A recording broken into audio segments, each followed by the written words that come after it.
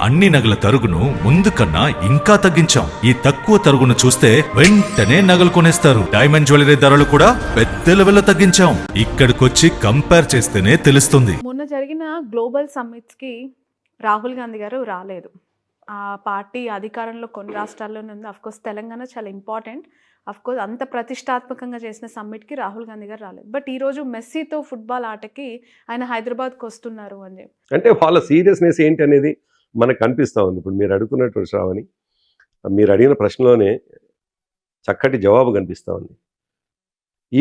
ఈ రాష్ట్రం అభివృద్ధి జరగాల్సినటువంటి ఒక సమ్మిట్ జరిగితే అది ఫోకస్డ్గా ఒక 200 కోట్ల 300 కోట్ల రూపాయలు ఖర్చు పెడితే దాని మీద అటెన్షన్ లేని, దాని మీద దృష్టి లేని రాహుల్ గాంధీ, ఎటువంటి ప్రొడక్టివిటీ లేని, దాని ద్వారా ఎటువంటి ఇండస్ట్రీస్ రాని ఒక ఆటకు వస్తున్నాడు అన్నప్పుడే ఈ దేశాన్ని ముందుకు తీసుకుపోతానని చెప్తున్నటువంటి రాహుల్ గాంధీ యొక్క ఫోకస్ ఏందో మనకు స్పష్టంగా కనిపిస్తూ ఉంది. అందుకే గ్లోబల్ సమ్మిట్ నిజానికి సక్సెస్ అయిందా ఫెయిల్ అయిందా ఒక నిమిషానికి పక్కకి తీసి పెడితే, ఒకవేళ అది రాష్ట్ర అభివృద్ధికి ఉపయోగపడుతుంది అనుకుంటే మేము సమర్థిస్తాం. అటువంటిది వాళ్ళ పార్టీ నాయకుడు చాలా ఇంపార్టెంట్గా తీసుకొని పెట్టినటువంటి గ్లోబల్ సమ్మిట్కి ఏమో రాహుల్ గాంధీ రాడు. కానీ ఆడుతూ పాడుతూ డబ్బుల్ని పాడు చేస్తూ దాదాపు 100 కోట్ల ఖర్చుకు 100 కోట్ల నష్టానికి కారణమై రేవంత్ రెడ్డి ఆడే 5 నిమిషాల ఆటకి రాహుల్ గాంధీ వస్తుండన్నప్పుడే వీళ్ళు ఎంత జాతి సంపదని వేస్ట్ చేసేటువంటి మనుషులో చాలా స్పష్టంగా కాదు. ఎప్పుడు అంటే మీరు అన్నట్టుగా మీరు మంచి ప్రశ్న వేసినారు, మళ్ళీ సమాధానం మీరు కాదు. గ్లోబల్ సమ్మిట్ కూడా వచ్చి ఇటు వచ్చి ఉంటే మీరు అడిగిన దానికి కరెక్ట్.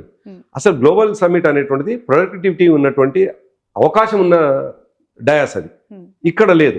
అయితే క్రీడలు డెఫినెట్గా ఎంకరేజ్ చేయాలి, క్రీడలు అభివృద్ధిలోకి రావాలి, క్రీడాకారులు పెరగాలి. ఈ రాష్ట్రం నుంచి క్రీడాకారుల సంఖ్య పెరిగి దేశంలో మన భాగస్వామ్యం ఎక్కువ ఉండాలి. డెఫినెట్గా మేము అదే కోరుకుంటాం. అయితే వీళ్ళ ఈ రెండింటిని కంపేర్ చేసుకున్నప్పుడు నేను చెప్పినటువంటి కామెంట్ అది, గ్లోబల్ సమ్మిట్కు రాని రాహుల్ గాంధీ ఇక్కడికి వస్తే ఆయన ఇంపార్టెన్స్ దేని మీద ఉంది అనేది చెప్పడానికి ఈ మాట చెప్తా ఉంది. నగల సామ్రాజ్యం పెద్దది, మన వేడుకల్లో నగల పాత్ర పెద్దది.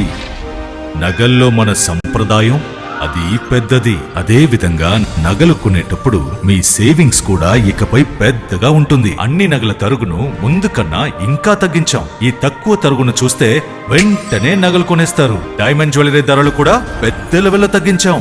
ఇకపై అందరూ డైమండ్ జ్యువెలరీ కొనుక్కోవచ్చు. ఏ ఆఫర్లోనూ పక్కదారి పట్టకండి.